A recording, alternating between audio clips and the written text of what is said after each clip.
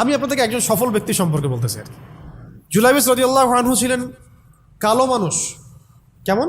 একটু কালো, খুব উচ্চ বংশের না, খুব সুদর্শন না, খুব লম্বা না, খাটো টাইপের মানুষ, একটু বেটে টাইপের মানুষ।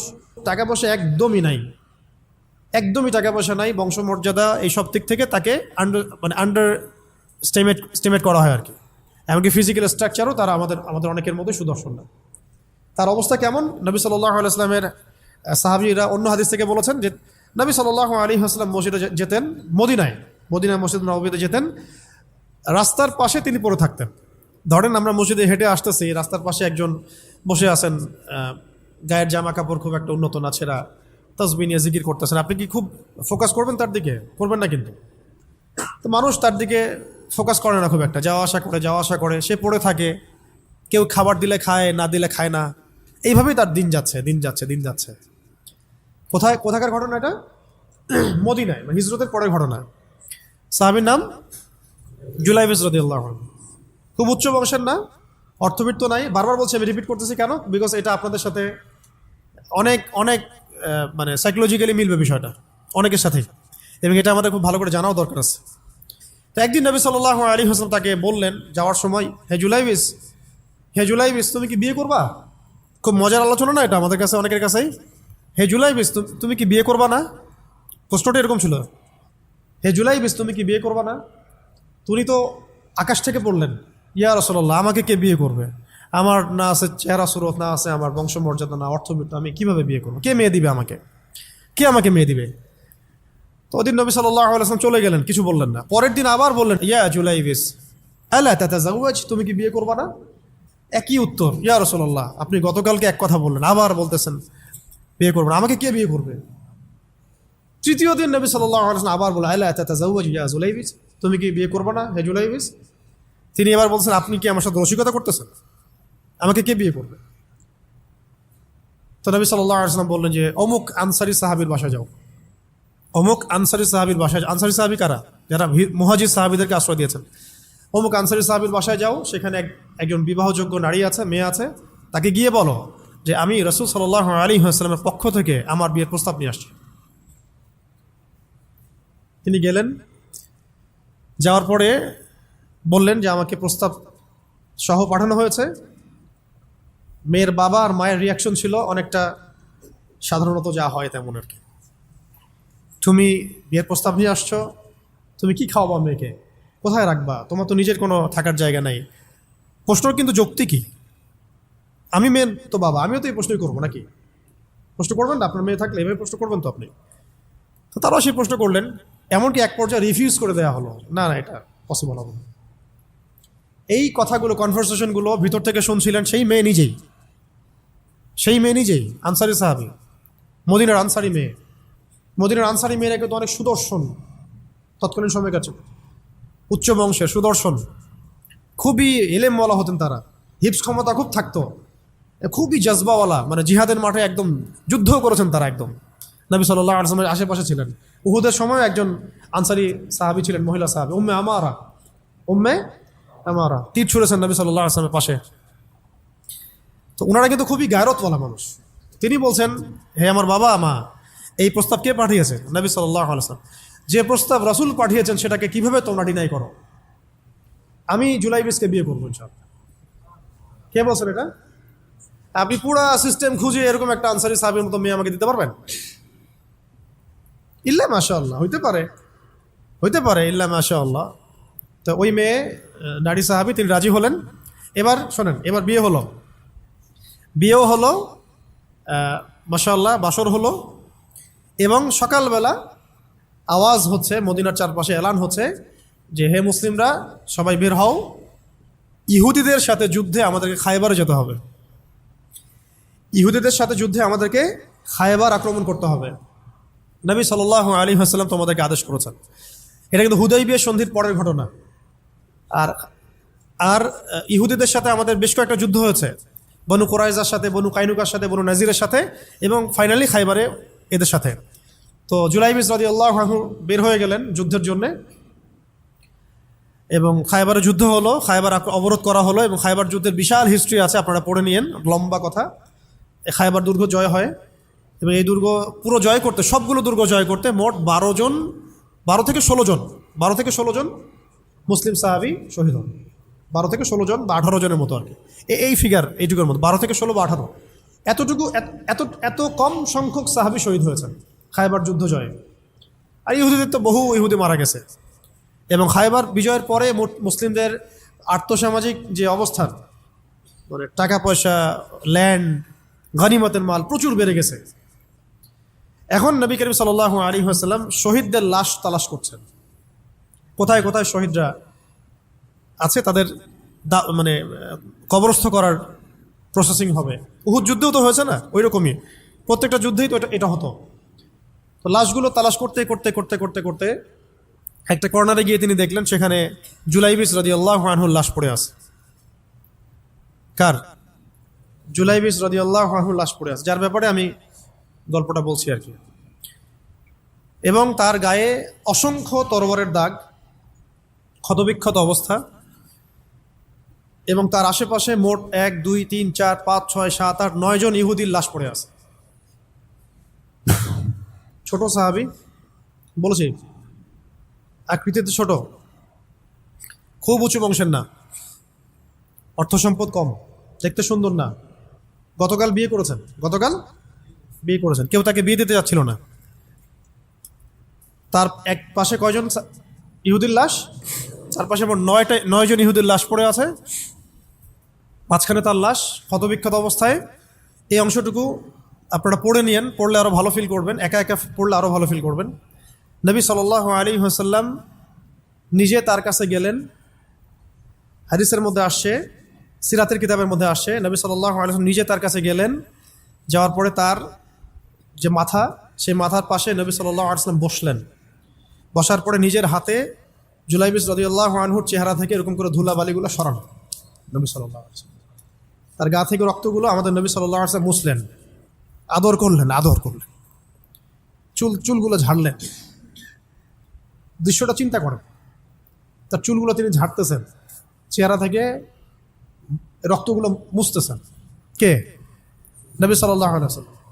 তার চেহারা ধুলাবালিগুলো মুছতেছেন। নিজের এই পায়ের মধ্যে, উরুর মধ্যে তার মাথাটাকে নিয়ে এসে রাখলেন নবী সাল্লাল্লাহু আলাইহি ওয়াসাল্লাম। রাখার পর এভাবে আদর করতেছেন। আর এরপর উপরের দিকে তাকালেন, তার জন্য তো দোয়া করলেন, উপরের দিকে তাকালেন, তাকে চোখ নামায় নিলেন। সাহাবায়ে কেরাম তো আশেপাশে আছেন অনেকেই, বললেন যে ইয়া রাসূলুল্লাহ, আপনি এমনটা কেন করলেন, চোখ নামায় নিলেন কেন? তখন তিনি বললেন যে আমি দেখলাম যে জান্নাতের হুরদের মধ্যে অসংখ্য হুর ছুটে আসতেছে, কে জুলাইবিসকে আগে বরণ করবে তার জন্য। তিনি নিজে কাঁদলেন, জুলাইবিসের জন্য নিজে কাঁদলেন, নিজের হাতে তাকে এইভাবে উঠালেন। তিনি ছোট মানুষ ছিলেন। এরপর 2 হাত দিয়ে তাকে উঠাই নিজের হাতে তাকে দাফন করলেন। দাফন করার পর তিনি বললেন, ইয়া জুলাইবিস, হে জুলাইবিস, আনতা মিন্নি ওয়া আনা মিনক, তুমি আমার অংশ, আমি তোমার। হে জুলাইবিস, তুমি আমার, আমি তোমার। হে জুলাইবিস, তুমি আমার, আমি তোমার। এই কথাটা বললেন কে? নবী সাল্লাল্লাহু আলাইহি ওয়াসাল্লাম। এখন আপনাদেরকে আমি সাফল্যের মানদণ্ড কিভাবে বোঝাবো? এর বাইরে কোনো ভাষা নেই আমার কাছে। সাফল্য বলতে কি বোঝান? এই সিস্টেম সাফল্য বলতে কি বোঝায়? এই ওয়ার্ল্ড অর্ডারটা সাফল্য বলতে কি বোঝায়? এই বস্তুবাদী জগৎটা আমাদেরকে সাফল্য বলতে আসলে কি বোঝায়? সাফল্য বলতে বোঝাচ্ছে ইমান। সাফল্য হলো ইমান, বিশুদ্ধ আকীদা, বিশুদ্ধ আমল, আল্লাহর আনুগত্য, রাসূলের আনুগত্য, দুনিয়ার জীবনে মুসাফিরের মতো থাকা, যতটুকু প্রয়োজন ততটুকু সন্তুষ্ট থাকা, একজন নেককার স্ত্রী, সুসন্তান সন্ততি, আদর্শ একটা পরিবার, হালাল একটা রিজিক, বাস। ইসলামের জন্য দাওয়াত, তাবলীগ, মেহনত, দিন প্রতিষ্ঠার চেষ্টা, প্রয়োজনীয় জিহাদ, প্রয়োজনীয় শাহাদাত। আর কি আছে সাফল্য বলতে? এরকম সাহাবী একজন নয়, কিন্তু এক একজন সাহাবী সম্পর্কে এক একটা করে কথা বলা যাবে। হানজালা রাদিয়াল্লাহু আনহুর নাম শুনছেন? হানজালা রাদিয়াল্লাহু আনহু, তিনিও বিয়ে করেছেন একদিন। তার পরের দিন সকালে উহুদের যুদ্ধে গিয়েছেন। 70টা আঘাত সহ্য করেছেন, বলা হচ্ছে কিতাবের মতো 70-80টা আঘাত তার দেহে ছিল। শহীদ হয়েছেন। উহুদ যুদ্ধে যখন সাহাবীদেরকে দাফন করা হচ্ছে, তখন তিনি নবী সাল্লাল্লাহু আলাইহি ওয়াসাল্লাম দেখলেন হানজালা রাদিয়াল্লাহু আনহুর লাশটা ভেসে আছে, বাতাসে ভেসে আছে, এবং লাশ থেকে পানি ঝরতেছে। সাহাবীরা জিজ্ঞাসা করলেন, ইয়া রাসূলুল্লাহ, এটা কেমন, এটা কিভাবে হচ্ছে? তখন নবীজি বললেন যে হানজালা গত রাতে বিয়ে করেছে, গোসল করার সময় পায় নাই, সে সকালবেলা চলে আসে যুদ্ধের মাঠে। ফেরেশতারা তাকে গোসল দিচ্ছেন, এটার পানি পড়ছে, আমরা দেখতে পাচ্ছি। সাফল্যের সংজ্ঞা আসলে কি? তো আল্লাহ পাক আমাদেরকে আসলে দুনিয়ার হাকিকত বোঝার তৌফিক দান করে। কিছু কিছু আইডিওলজি আছে যেটা আপনার ভিতর চলে আসলে বাকি সব ঠিক হয়ে যাবে। আর এগুলোর যদি ভিতরে ঠিকমতো না বলবৎ হয়, আপনাকে আমি ডালপালার ক্রাইসিস সমাধান, ওয়ার্ল্ড অ্যাফেয়ার্স, ইকোনমি এইসব বুঝে দিনের দিকে হেদায়েত দিতে পারবো না আমরা। আসলে কিছু বিষয় ভিতর থেকে আসতে হবে, যে আগে আপনাকে হাকিকত বুঝতে হবে আসলেই দুনিয়া কি, আখেরাত কি, গন্তব্য কোথায়, কোত্থেকে আসছি, কোথায় যাব, কোত্থেকে আসছি, আমরা যাব কোথায়, কোত্থেকে আসছি, যাব কোথায়, মাঝখানের সময় আমার কাজ কি, কে আমার নবী, কি আমার দিন, আমার দিনের মৌলিক বিষয়গুলো কি, দিনের ইলম কি, আমল সালেহ কি, দিন প্রতিষ্ঠার মেহনত কাকে বলে, কি কি করলে আল্লাহ পাক আমাকে কালকে আমাদের মাঠে নবীদের, শহীদদের, সিদ্দিকদের সাথে হাসর করাবেন। এটা হলো সাফল্যের মূল কথা। এর মানে এই না যে দুনিয়াতে আমরা কিছুই করব না, ব্যবসা করব না, আমরা চাকরি বাকরি করব না, আমরা মানে মুআমালাত মুআশারাত করব না, বিষয়টা তো এমন নয়। কিন্তু কথা হচ্ছে আমাদের মূল উদ্দেশ্যটা কি হবে। স্ত্রী সন্তান তো আমাদেরও আছে, কেন আপনি তাদের ভরণ পোষণ দিবেন, কেন তাদেরকে আপনি বড় করবেন সুন্দর করে? বিকজ তারা আপনার জন্য রিজিকের অংশ, তারা আপনার সদকায়ে জারিয়া, তাদের উপর আপনার হক আছে, আমার উপর তাদের হক আছে। যার যার হক আমি কেন আদায় করবো? আল্লাহর সন্তুষ্টির জন্য। আল্লাহর সন্তুষ্টি অর্জনের জন্য সব কাজ করা, রাসূলের তরিকায় সব কাজ করা এবং হালাল খেয়ে কাজ করা, এগুলো আমাদের সবাইকে যত দ্রুত সম্ভব এগুলো ঠিক করে ফেলতে হবে। অলরেডি আমরা 15 বছর নষ্ট করে ফেলছি। এখন থেকে যদি স্টার্ট করে আপনি আরও 10 বছর পড়াশোনা করেন এবং দিনের জন্য কাজ করতে থাকেন, 10 বছর পরে আপনি নিজেই ফিল করবেন যে যদি কাশ আমি আরও 10 বছর আগে থেকে শুরু করতাম। প্রত্যেক সেই ব্যক্তি যে স্টার্ট করেছে, হেদায়েত পেয়েছে, সে ফিল করেছে যে কাশ এই কাজটা আমি আরও 10 বছর আগে করতাম। কারণ কিয়ামতের মাঠে কেউ যদি 70 জন নবীর সমানও নেকি নিয়ে উঠে, সেও মনে করবে ওই দিন আমার কোনো নেকিই নাই, আমি কিছুই করি নাই। দিনটি এতটাই ভয়াবহ হবে, ওটা নিয়ে আমরা ইনশাল্লাহ পরে একদিন কথা বলব। এখন আজকে লাস্ট অংশে যে আজকের জন্য যতটুকু ওটা বলছি, যে আল্লাহ রাব্বুল আলামিন আমাদেরকে মানে একেবারে তো 1000 বছর হায়াত দিয়ে পাঠান নাই দুনিয়াতে। এই কারণে এই উম্মতের উপরে আল্লাহ রাব্বুল আলামিনের অনেক বড় রহমত আছে, দয়া আছে। কিছু কিছু অকেশন আল্লাহ পাক দিয়ে আমরা খুব সহজেই বেশি নেকি হাসিল করতে পারি। তার মধ্যে যেমন রমজান মাস, লাইলাতুল কদর ইত্যাদি। ঠিক এরকমই রমাদান মাসের পরে সবচেয়ে মর্যাদাপূর্ণ যে মাসটা আল্লাহ রাব্বুল আলামিন আমাদেরকে দিয়েছেন, সেটা হলো এই মুহররম। এই মুহররম যেটা আমরা এখন অতিবাহিত করছি, এই মাসটাকে আল্লাহ পাক বলেছেন যে এটা হচ্ছে আল্লাহর মাস। এটা কার মাস? তার বাকি মাসগুলো কি আল্লাহর নয়? অবশ্যই। এটা বোঝানো হচ্ছে এটা আল্লাহ পাকের কাছে অনেক বেশি মর্যাদা মণ্ডিত, সম্মানিত। রক্তিম আকাশ থাকে দেখবেন এই মাসের মধ্যে, রক্তিম আকাশ থাকে, গধূলিটা অনেক রক্তিম হয়। তো এগুলোর আধ্যাত্মিক ইন্টারপ্রিটেশন আমি যাচ্ছি না, কারণ আমাদের এই ওয়ার্ল্ড আধ্যাত্মিক বিষয় অতটা বুঝে না। এখন মূল কথাটা হচ্ছে এই মাসটা আল্লাহর মাস। নবী সাল্লাল্লাহু আলাইহি ওয়াসাল্লাম বলছেন এই মাসে একটা দিন আছে। প্রত্যেকটা হাদিস এবং আয়াতগুলো এখানে কোট করা আছে, পরে কেউ চাইলে আমার কাছে আমি পিডিএফ দিতে পারবো। সময় শর্ট, আমি একটু শর্ট করে বলছি। এই মাসে একটা দিন আছে, এই মাসে একটা দিন আছে যেই দিনে আল্লাহ রাব্বুল আলামিন একটা পুরা জনগোষ্ঠীর তওবা কবুল করেছেন, এবং আগামীতেও বহু জনগোষ্ঠীর তওবা আল্লাহ পাক কবুল করবেন। এই মাসে একটা দিন আছে। এবং একজন সাহাবী জিজ্ঞাসা করছেন, ইয়া রাসূলুল্লাহ, রমাদান মাসের পরে আমি কোন মাসে বেশি রোজা রাখবো? নবীজি বলছেন মুহররম সাল্লাল্লাহু আলাইহি ওয়াসাল্লাম। কোন মাসে? মুহররমে তোমরা বেশি বেশি সাওম রাখো।